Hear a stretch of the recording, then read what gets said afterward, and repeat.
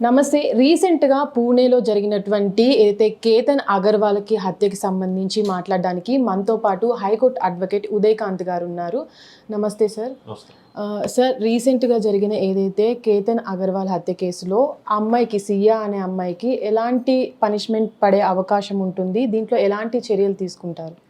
అమ్మ ఇప్పుడు అక్కడెక్కడో జరిగిన మర్డర్‌ని మనం ఎందుకు ఇక్కడ మాట్లాడుకోవాలని చెప్పి చాలామంది అంటా ఉన్నారు. బట్ ఒకటేందంటే ప్రస్తుతం జరుగుతున్న సమాజంలో ఈ మధ్య కాలంలో మోస్ట్లీ అమ్మాయిలు అబ్బాయిలను చంపే న్యూస్లు చాలా మట్టుకు వింటూ ఉన్నాము. ఈ మోర్ పర్టికులర్లీ ఈ కేసుకి వచ్చేసరికి నిజంగానే అంత అవసరం ఉందా లేదా, మర్డర్ చేయాల్సిన నెసిటీ ఉందా లేదా అనేది కూడా ఆలోచించాలి. ఒకవేళ పెళ్ళి కుదిరితే నచ్చితే పెళ్లి చేసుకోండి, నచ్చకపోతే కాదని చెప్పండి, వదిలేసేయండి. అంతేగాని ప్రాణాలు తీయాల్సిన పరిస్థితి ఎక్కడ రావద్దు. ఇద్దరు బోత్ ద సైడ్స్, అమ్మాయి కావచ్చు అబ్బాయి కావచ్చు. కానీ ఇక్కడ మోర్ పర్టికులర్లీ మనం వింటున్న మా వార్తా న్యూస్ కథనాలను దృష్టిలో పెట్టుకుంటే అబ్బాయి అమ్మాయికి నచ్చలేదు, ఏదో బట్టతలు ఉందని చెప్పేసి చంపేసింది, తోసేసింది అన్నది ఒక వంతు, ఒక న్యూస్ వచ్చేది. దాని తర్వాత ఇంకొక ఆలోచన ఏంటంటే, అంటే ఫ్యాక్ట్ అది ఇప్పుడు బయటకు వచ్చిన ఇన్వెస్టిగేషన్లో వచ్చిన ఫ్యాక్ట్ ఏంటంటే, ఆ అమ్మాయికి ఆల్రెడీ ఇంకొక అబ్బాయితోని లవ్ అఫేర్ ఉంది. సో ఆ పేరెంట్స్ దానికి ఒప్పుకోలేదు. ఈ చేతనుండు సియా అనే అమ్మాయికి ఫ్యామిలీ రిలేషన్స్ ఉన్నాయి కాబట్టి వాళ్ళు ఖచ్చితంగా అదే పెళ్లి చేయాలని చెప్పేసి వాళ్ళు అనుకున్నారు. దానివల్ల ఆమెకి ఇంకొక ఆప్షన్ లేకపోకుండా చంపడం జరిగింది. సో యాజ్ అన్ అడ్వకేట్గా ఇది నిజంగానే మర్డరా లేదంటే కనుక యాక్సిడెంటల్ డెత్తా అనేది కూడా ఒకటి ఇంపార్టెంట్. లా ఏం చెప్తుందంటే every accused should be presumed innocent unless the proven guilty అంటది. అంటే ఒక వ్యక్తి నేరారోపణ మోపబడిన తర్వాత ఆయనే ఎటువంటి నేరం చేయలేదు, ఆయన కానీ ఆమె కానీ ఎటువంటి నేరం చేయలేదనే భావించాలని అంటారు. ఇది నేరం రుజువయ్యేంత వరకు. సో ఈ కేసులో మనకు ప్రీమెచ్యూర్డ్ కామెంట్స్ అయినప్పుడు కూడా, స్టేజ్ అయినప్పుడు కూడా మనము అంటే సోషల్ కాజ్ మీద పబ్లిక్ అవేర్నెస్ ఇంపార్టెంట్. ఇటువంటి జరిగితే కనుక శిక్షలు కఠినంగా ఉంటుంది అనే విషయాన్ని పబ్లిక్ గ్రహించాల్సిన అవసరం ఉన్నది. అది బోత్ ద సైడ్స్, అమ్మాయి కానీ అబ్బాయి కానీ. సో ఈ కేసులో తప్పించుకోవడానికి ఎటువంటి స్కోప్ అయితే ఉండకపోవచ్చు అని చెప్పి నాకు వ్యక్తిగత అభిప్రాయం. ఎందుకంటే సియా అనే అమ్మాయికున్నో చేతన్ అనే అబ్బాయి ఎవరైతే ఫస్ట్ లవ్ చేస్తుందో ఆ అబ్బాయి అక్కడ కనబడడము ఒకటమ్మ. ఇప్పుడు చట్టంలో కొన్ని ఎసెన్స్ ఆఫ్ ఇంగ్రీడియంట్స్ ఉంటాయి. ఎట్లా అంటే మర్డర్ జరిగిందా, అఫెన్స్ జరిగిందా లేదా, నిజంగా మర్డర్కు కొన్ని ఇంగ్రీడియంట్స్ ఉంటుంది. Attempt, commission, intention, preparation, motive అని కొన్ని ఉంటాయి. వన్స్ అమ్మాయి తోసేసింది, అది కమిట్మెంటు. ప్రిపరేషను, అమ్మాయి ఇద్దరు కలిసేసి ప్రిపేర్ అయినరు, ఆయన అక్కడ తీసుకెళ్ళాలి, ఆయనకు తోసేయాలని చెప్పి. మళ్ళీ దాని తర్వాత ఇంటెన్షన్ ఉంది, చంపాలని ఇంటెన్షన్ ఉంది. ఎందుకంటే ఆయన చంపితే తప్ప వీళ్ళిద్దరు కలిసి బతకలేరు. సో ఇటువంటి అన్నీ కూడా కొలాబరేట్ చేస్తారు. కొలాబరేట్ చేసిన తర్వాత పోలీస్ ఇన్వెస్టిగేషన్లో అమ్మాయికి శిక్ష విధించాల్సిన విధంగా ఇన్వెస్టిగేషన్ కోణాలు ప్రాసిక్యూషన్ లీడ్ చేస్తుంది. ఈ మోర్ పర్టికులర్లీ ఈయన కేసు కూడా ఒక స్పెషల్ ప్రాసిక్యూటర్ని ఎంగేజ్ చేసే విధంగా వాళ్ళ పేరెంట్స్ రిక్వెస్ట్ చేయడం జరిగింది. రిక్వెస్ట్ చేసిన తర్వాత ఒక స్పెషల్ పబ్లిక్ ప్రాసిక్యూటర్ని ఎంగేజ్ చేసిండ్రు. సో వాదోపవాదాలు నాకు తెలిసి ఖచ్చితంగా స్ట్రాంగ్గానే ఉంటాయని చెప్పి నేను భావిస్తూ ఉన్నాను. అండ్ ఈ అమ్మాయికి శిక్ష పడడానికి, అమ్మాయికే కాదు అమ్మాయితో పాటు చేతన్ అనే బాయ్ ఫ్రెండ్ ఎవరైతే ఉన్నారో వాళ్ళు కూడా శిక్ష పడతారు. అంటే ఒకరినొకరు ఇప్పుడు తప్పించుకునే ప్రాసెస్ ఉన్నారు. అంతసేపు ఏమో ప్రేమించుకున్నారు, 1000 మెసేజ్లు ఉన్నాయి, 100 గంటలు ఫోన్ కాల్స్ ఉన్నాయి. సో ఇక్కడికి వచ్చిన తర్వాత ఎప్పుడైతే మర్డర్ జరిగిందో, దొరికిపోయిన తర్వాత ఏమైంది, ప్రేమ కాస్త మొత్తము కొలాప్స్ అయిపోయింది కదా. ఇప్పుడు అంత రిచ్ ఫ్యామిలీస్ అయి ఉండి కూడా అంత పెద్దగా ఏజ్కి వచ్చిన కొడుకుని కోల్పోవడం ఆ పేరెంట్స్కి ఎంతో బాధాకరంగా ఉంటుంది.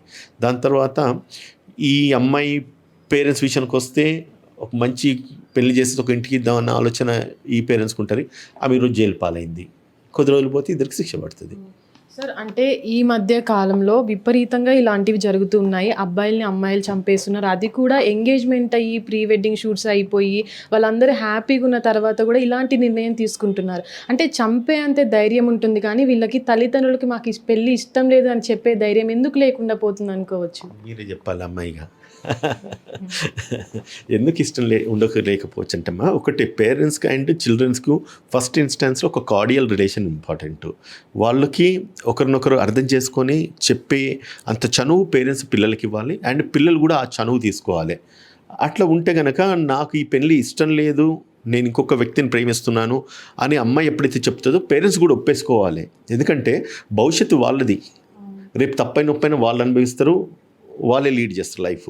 కానీ రేపు ఏమైతుంది, ఒకవేళ పేరెంట్స్కి ఇష్టం లేకుండా పెళ్లి చేసిన తర్వాత మీరు చేసిన పెళ్లి వల్లనే ఇట్లా అయిపోయిందని చెప్పి పిల్లలు చేస్తూ ఉంటారు. అంటే they will definitely blame the parents. ఒకవేళ పేరెంట్స్ చెప్పిన తర్వాత చెప్పకుండానే ప్రేమించి ఇంకొక అబ్బాయిని పెళ్లి చేసుకున్న తర్వాత ఆమెకు వాళ్ళిద్దరి మధ్య డిఫరెన్స్ వస్తే పేరెంట్స్ ఏమంటారు, నేను చెప్తే వినలేదు కాబట్టి నీ బతికి ఇట్లా అయిపోయిందని చెప్పి వీళ్ళు తిడతారు. సో నేనేమంటానంటే ఏదున్నా అంటే లైఫ్ మ్యారేజ్ అన్నది అది ఎవర్ లాస్టింగ్ ఉంటుంది అండ్ చచ్చిపోయేంత వరకు ఉండే బలమైన రిలేషన్ కాబట్టి దీంట్లో ఎటువంటి మనస్పర్ధాలు లేకుండానే ఈ యొక్క రిలేషన్స్ను కంటిన్యూ చేయాల్సిన అవసరం ఉంటుందమ్మా. అంటే పాయింట్ ఆఫ్ అండర్స్టాండింగ్లో కన్విన్స్ చేసేసి ఒకవేళ డెసిషన్స్ తీసుకుంటే ఇటువంటి ప్రాణాలు తీసుకునే పరిస్థితికి తావుదీయదు కదా సార్. అంటే ఇలాంటి కేసులు తరచూ జరుగుతూ వినబడుతూ ఉంటాయి. రీసెంట్గా కూడా అంటే మేఘాలయ ఏదైతే ఒక ఇన్సిడెంట్ ఇలాంటిది సేమ్ జరిగింది. వాళ్ళు పెళ్ళై హనీమూన్కి వెళ్ళిన తర్వాత కూడా భార్య ప్రియుడితోటి చంపేయడం జరిగింది. దాంట్లో కూడా ఆమెకి రీసెంట్గా బెయిల్ రావడం జరిగింది. బెయిల్ అనేది చట్టరీత్యా అంటే ఒక హక్కు అని కూడా మనం అనుకోవచ్చు. కానీ వీళ్ళకి బెయిల్ ఇచ్చినట్లయితే బయట సమాజం కూడా అదే విధంగా మారుతుంది కదా, చంపేస్తాం, జైలుకి వెళ్తాం, బయటకు వస్తాం అని అనుకుంటుంది కదా. దీనిపైన మీరేమంటారు? Bail is rule, jail is exemption అంట. అంటే bail is a rule, jail is an exemption. అంటే బెయిల్ ఖచ్చితంగా వస్తుంది, జైలు ఉండడం ఎగ్జంప్షన్ దానికి మ్యాండేట్ కాదు. నీ ద్వారా చెప్పినట్టుగా every accused should be presumed innocent unless he's proven guilt అన్నాం కదా. అంటే వాడు తప్పు చేయలేదని భావించాలి. అటువంటి వ్యక్తులను ఎక్కువ కాలం జైల్లో పెట్టడం సబబు కాదు. వాళ్ళకు ఫ్రీడమ్ ఆఫ్ లైఫ్ ఏదైతే ఉన్నదో దాన్ని కట్టెలు చేయొద్దు, కాన్స్టిట్యూషనల్ రైట్. వాళ్ళు బయటికి రావాలి, వాళ్ళు నేరం చేసినరా లేదనేది ప్రూవ్ చేసుకోవడానికి వాళ్ళకి అవకాశాన్ని ఇవ్వాలి. అండ్ ఎట్లా ప్రాసిక్యూషన్ పోలీస్ ఇన్వెస్టిగేషన్స్ ఉన్నాయి కాబట్టి వాళ్ళు నేరం చేసిందంటే ఖచ్చితంగా వాళ్ళని ప్రూవ్ చేసే విధంగా ఎవిడెన్స్ లీడ్ చేస్తారు. సో ఇందులో బెయిల్ వచ్చింది, బెయిల్ రావడం వల్ల చను తీసుకొని తప్పించుకుంటున్నారు అనుకోనికి లేదమ్మా. ఒకటే నేనేమంటే ఒకవేళ వ్యక్తిగతంగా దీన్ని తీసుకోవద్దు, లీగల్ ఆస్పెక్ట్స్ తీసుకుంటే కనుక తప్పు జరిగింది, నేరం చేసినారు, మనకు సర్కమ్స్టాన్సెస్ ప్రూవ్ అవుతున్నాయి, నిజంగా ఎవిడెన్స్ లీడ్ అవుతున్నాయి అన్నప్పుడు స్వతంత్రంగా చట్టరీత్యా జ్యుడిషియల్ ప్రాసెస్ జరగాలి. ఇమీడియట్గా వాళ్ళని శిక్షించాలి. అండ్ ఎటువంటి శిక్షలు ఉండాలంటే నిజంగా ప్రాణానికి ప్రాణం, కంటికి కన్ను, పంటికి పన్ను, ఆ విధంగా కనుక శిక్షిస్తే కనుక ఇటువంటి నేరాలు జరిగాయి. ఇప్పుడు ఇది జరిగిందన్నది వాస్తవము, మనకు ఆ సస్పెక్షన్స్ ఉన్నాయి, కోర్టులో ఎంక్వైరీ చేసినారు, ఎవిడెన్స్ లీడ్ అని ప్రూవ్ చేసినారు. ప్రూవ్ చేసిన తర్వాత నేరం జరిగిందన్నప్పుడు వాళ్ళని 20 సంవత్సరాలు 10 సంవత్సరాలు జైలు పెట్టుడు కాదు. ఈ అమ్మాయిని ఎట్లయితే తీసుకుపోయి అబ్బాయిని తోసేసిందో అదే విధంగా ఆ అమ్మాయిని కూడా తీసుకుపోయి అదే కొండ మీదకి వెళ్ళి తోసేసేయాలి. అది లైవ్ టెలికాస్ట్ చేయాలి, జనాలు అందరూ చూడాలి. అటువంటి చేయగలిగితే శిక్షలు ఇంత కఠినంగా ఉంటాయి కాబట్టి భయపడతారమ్మా. ఇప్పుడు మర్డర్ జరిగింది, కోర్టుకు పోయింది, కేసు అయింది, తీర్పు ఇచ్చేసరికి 4 సంవత్సరాలు అవుతా ఉన్నది. మళ్ళీ దాని తర్వాత వాళ్ళు అప్పీల్ చేసినట్టు ఇంకొక 5 సంవత్సరాలు అవుతుంది. మళ్ళీ అప్పీల్ చేస్తే సుప్రీంకోర్టు దాకా అప్పీల్ చేస్తారు. దీనికి పుణ్యకన్నా గడిచిపోతే 20 ఏళ్ళు అవుతుంది. న్యాయం జరిగిందా లేదని పబ్లిక్ ఎవరికి తెలియదు. నేరం చేసేటోని కూడా ఇంకా అది ఒక చనువులాగా తీసుకుంటా ఉన్నారు. ఏమున్నదిలే ఒక నెల 2 నెలలు జైలు వేస్తే ఏమన్నది హ్యాపీగా దాని తర్వాత కేసులు నడుస్తుంది. మన ఇండియన్ జ్యుడిషియల్ సిస్టమ్ తెలియదు ఏమున్నది. ఎంత వీలైతే అంత డేట్లు లాగేస్తూ ఉంటారు. సో అటువంటి సిచ్యువేషన్స్ వస్తాయి కాబట్టి నేరం చేసేటోనికి అలసి అయిపోతున్నది. ఇమ్మీడియట్గా స్పాట్ జస్టిస్ జరిగింది అనుకో, ఇంకొకసారి ఎవరైనా భయపడి ఇందో ఇటు అమ్మాయి కానీ అబ్బాయి కానీ. సో అటువంటిది క్విక్ జస్టిస్ జరగాలి, ఫాస్ట్ అండ్ కోర్ట్స్ పెట్టాలి. ఇవన్నీ కాంట్రవర్సీ సెన్సేషనల్ కేసులు ఇవన్నీ. సో ఇటువంటి వాటిలో కనుక తొందరగా కనుక న్యాయం జరిగింది అనుకోండి, పనిష్మెంట్ ఇచ్చినారనుకోండి, ఇంకొకసారి ఎవరిని చేయడానికి భయపడితే ఎవరు కూడా మళ్ళీ చేయరమ్మా.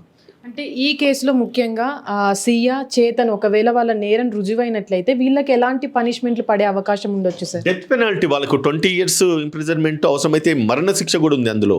ఇప్పుడు దీంట్లో ఇద్దరి ఇన్వాల్వ్మెంట్ ఉన్నది. అంటే ఈ అబ్బాయి గురించి అని చెప్పి చేసుకోబోయే భర్తను చంపేసింది. అండ్ అబ్బాయి ఏం చేసిండు, కాన్స్పిరసీ, వాళ్ళ ఇన్వాల్వ్మెంట్ ఉన్నది. మొత్తం అమ్మాయిని గైడ్ చేసింది, రూట్ అప్ చేసింది, ఆ ఏరియాలో నిజంగా తోచిండా లేదని చెప్పి తిరిగింది, ఆ ఓడి చేసుకొని ఆ అబ్బాయి ఎందుకు తిరిగి మెయిన్ అక్కడ దొరికింది డిజిటల్ ఎవిడెన్స్ ఏదైతే ఉన్నదో అదొకటి సపోర్ట్ చేసింది అమ్మాయిలకి. అంటే కింద పడిపోయిందని చెప్పి అమ్మాయి చెప్పడం ఒక వంతు అయితే, ఏ విధంగా కింద పడ్డాడు అన్నది వీళ్ళు అనాలిసిస్ చేసిండ్రు. చేసిన తర్వాత వీడియో సీసీ కెమెరా ఫుటేజెస్ అన్ని తీస్తూ ఉంటే ఒక వ్యక్తి తిరుగుతూ ఉన్నాడు. ఆ వ్యక్తి తిరుగుతున్న వ్యక్తి ఎవరని చెప్పేసి వాడిని దొరకబట్టేసి ఎంక్వైరీ చేస్తే ఆ వ్యక్తికి ఈ అమ్మాయికి గత 4-5 years నుంచి రిలేషన్ ఉంది. సో దీన్ని బట్టి ఏమవుతుంది, తను కూడా he is one of the person involved in the crime and he is an abettor or he has the conspiracy in this case. అంటే ప్రోత్సహించినాడా లేదంటే హీఈస్ అ కో అక్యూజ్డా, తను కూడా ఈ యొక్క నేరం జరగడానికి ఒక కాన్స్పిరెన్సీ క్రియేట్ చేసుకున్నారు ఇద్దరు కలిసేసి. ఇప్పుడు ఒక అమ్మాయి ఒక్కతే కలిసేసి ఒక వ్యక్తిని అంత పైన తోసి అంత సాహసం చేయదు, ఎవరో ఒకరు సపోర్ట్ చేస్తే తప్ప. ఆ సపోర్ట్ ఎవరు ఉన్నారు, ఈ వ్యక్తి ఉన్నాడు. అంతకంటే ముందు వీళ్ళు కెఫ్టీరియాలో కూర్చోవడము, మాట్లాడుకోవడము, ప్లానింగ్ చేయడము అని చెప్పేసి మొత్తం. అంటే ఆ అబ్బాయి ఏమో అమ్మాయిని విపరీతంగా ప్రేమిస్తాడు, 17-18 కోట్లు ఖర్చు పెట్టేసి పెళ్లి చేసుకోవడానికి సిద్ధంగా ఉంటాడు. ఆమె బర్త్డే అంటే వారం రోజుల ముందు నుంచి కూడా సెలబ్రేట్ చేస్తూ ఉంటాడు. అంటే he has extremes of love. ఇప్పుడు ఇంకోటి కూడా అబ్బాయిలు కూడా అంత పెళ్లి కంటే ముందు అంత చనువు తీసుకొని ఎక్కువ మనము వాళ్ళ మీద టైము, మనీ, ఎనర్జీ స్పెండ్ చేస్తే వాళ్ళకి ఎట్లా కలిసి అయిపోతుంది. ఈ కేసు కూడా జరిగింది అదే. ఆ అమ్మాయి నిజంగా ఇష్టం లేకపోతే నీ ఇష్టం లేదని చెప్తే అయిపోయేది కదా. ఉట్టే తీసుకపోయి ఒక ప్రాణం తీసేసింది కదా. వాడేమంతా సిన్సియర్గా లవ్ చేస్తూ ఉంటాడు అబ్బాయి. అమ్మాయి ఏం చేసింది, ఎంతైతే ప్రేమిస్తున్నాడో అంత ఎక్స్ట్రీమ్స్లో ఆయన కాన్స్పిరసీ క్రియేట్ చేసింది ఈయన చంపేయాలని చెప్పేసి. సో దీన్నంతా కూడా అంటే ఎవ్రీథింగ్ అమ్మ, నేను ఎప్పుడు ఐసే వన్ థింగ్, వాళ్ళు నేరం జరుగుతుందంటే మనము ఏదో ఒక చోట వీక్ అవుతున్నాము, ఎదుటికి అవకాశం ఇస్తున్నామని చెప్పి. అటువంటి అవకాశం మనం తీసుకోకుండా, మనం ఇవ్వకుండా ఉంటే కనుక అటువంటి నేరాలు జరిగాయి కదా. జరిగిన తర్వాత ఏం చేయాలని చెప్పేసి వరి అయ్యేదానికంటే జరగముందు ఏం చేయాలనేది ఆలోచించుకుంటే బెటర్ నా ప్రేమ. హిట్ టీవీ యాప్, ఇందులో short news, live news, entertainment shows, movies, digital magazines తో పాటు మీ జిల్లా వార్తలను కూడా ఫ్రీగా చూడొచ్చు. ఇంకెందుకు ఆలస్యం, వెంటనే హిట్ టీవీ యాప్ ని డౌన్లోడ్ చేసుకుని ఫ్రీగా ఎంటర్టైన్మెంట్ పొందండి. Hit TV app. Hit TV app. Please download hit TV app. Hit TV app ని ఫ్రీగా డౌన్లోడ్ చేసుకొని ఎంజాయ్ చేయండి. మీకు నచ్చిన ఎంటర్టైన్మెంట్ కోసం హిట్ టీవీ యాప్ ని ఫ్రీగా డౌన్లోడ్ చేసుకుని ఎంజాయ్ చేయండి. హిట్ టీవీ యాప్ ని డౌన్లోడ్ చేసుకుని ఆస్వాదించండి, ఆశీర్వదించండి. ఇంతమంది సెలబ్రిటీలు హిట్ టీవీ యాప్ ని డౌన్లోడ్ చేసుకోండి అని చెప్తున్నారంటే ఎంత మంచి యాప్ ఆలోచించండి. అమెరికా అమెరికా అమెరికా అమెరికాలో చదవాలనుకునే వాళ్ళకి విశ్వసనీయమైన పేరు మన శౌర్య కన్సల్టెన్సీ. UK లో 1 year masters. UK లో 1 year masters. 2 years work permit up to 5 years visa. Contact Saurya Consultancy. Contact 89851 89851.